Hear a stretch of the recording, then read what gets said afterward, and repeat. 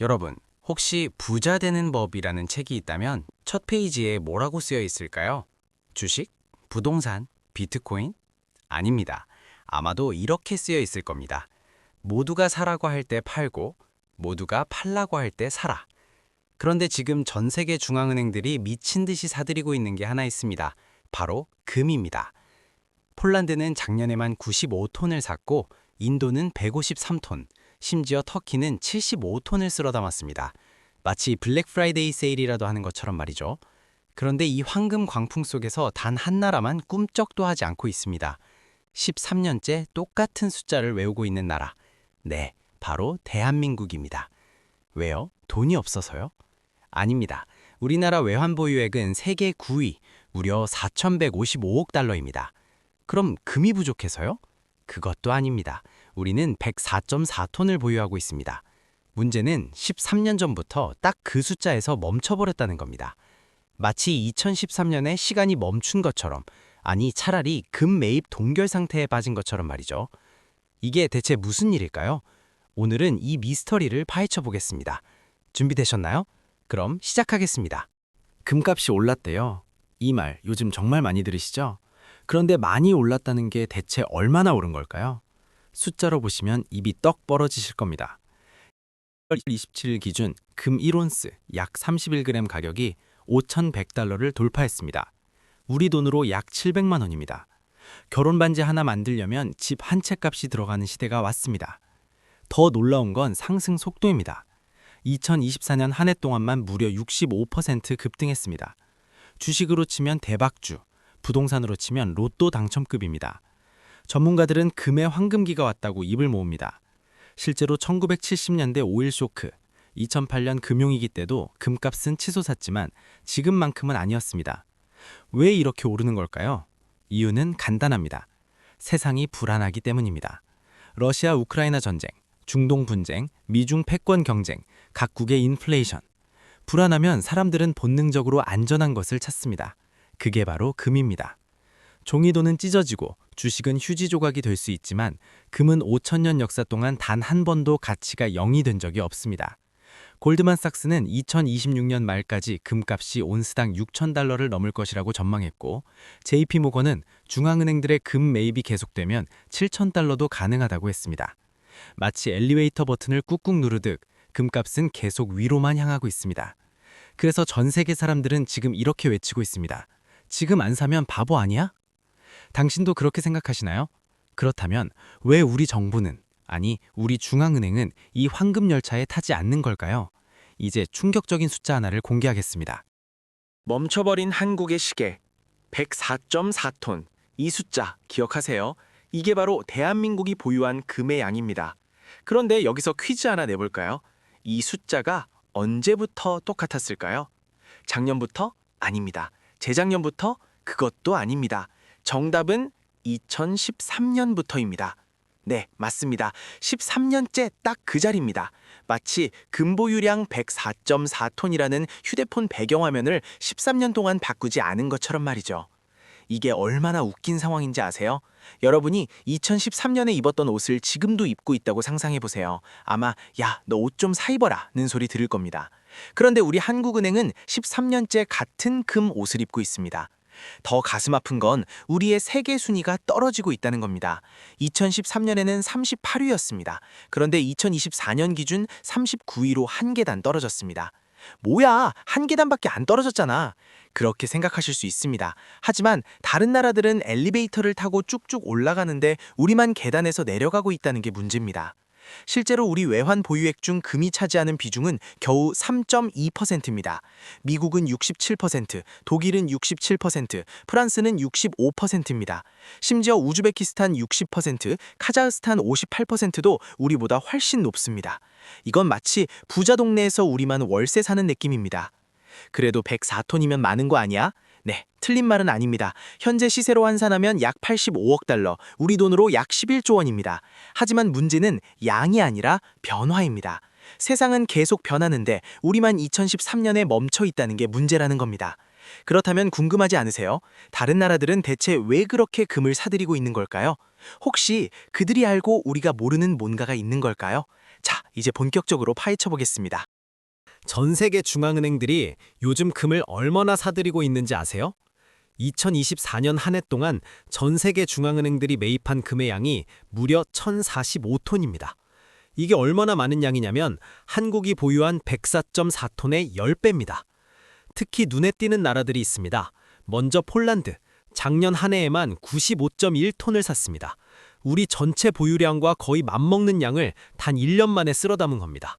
폴란드 중앙은행 총재는 이렇게 말했습니다. 금은 러시아의 침공 위협 속에서 우리 경제를 지킬 최후의 보루입니다.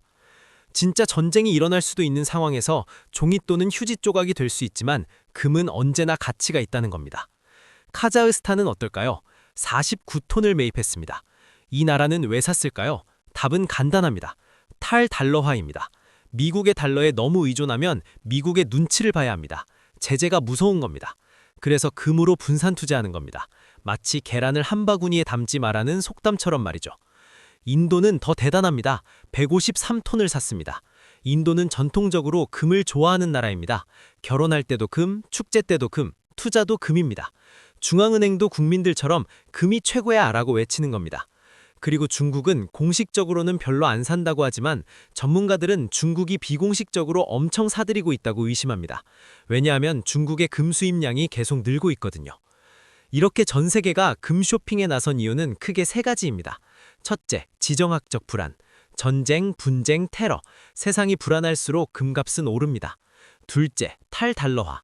미국의 패권에서 벗어나고 싶은 나라들이 많습니다. 셋째, 인플레이션 해지. 돈의 가치가 떨어질 때 금의 가치는 오릅니다. 그런데 이상하지 않나요? 한국도 지정학적으로 불안한 나라입니다. 북한이 바로 위에 있고 중국과 일본 사이에 끼어 있습니다. 그렇다면 우리도 금을 사야 하는 거 아닐까요? 하지만 한국은행은 꿈쩍도 하지 않습니다.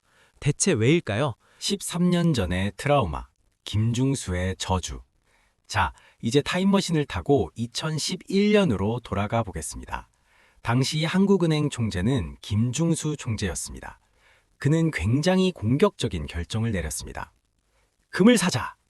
실제로 2011년부터 2013년까지 한국은행은 총 64톤의 금을 매입했습니다. 당시로서는 엄청난 양이었습니다. 그런데 문제가 생겼습니다. 타이밍이 최악이었습니다. 2011년 9월 금값은 온스당 1921달러까지 치솟았습니다. 한국은행은 바로 그 시점에 금을 샀습니다. 마치 주식을 고점에서 산 것처럼 말이죠. 그리고 어떻게 됐을까요? 금값은 폭락했습니다. 2013년에는 1192달러까지 떨어졌습니다. 무려 38% 하락입니다. 한국은행은 엄청난 손실을 봤습니다. 정확한 금액은 공개되지 않았지만 추산하면 수천억 원대 손실로 추정됩니다. 언론은 난리가 났습니다. 하느니 국민 세금으로 도박했다! 고점에서 사다니 바보 아니냐! 야당은 국정감사에서 이 문제를 집중적으로 파고들었습니다. 이 사건은 한국은행에 깊은 트라우마를 남겼습니다.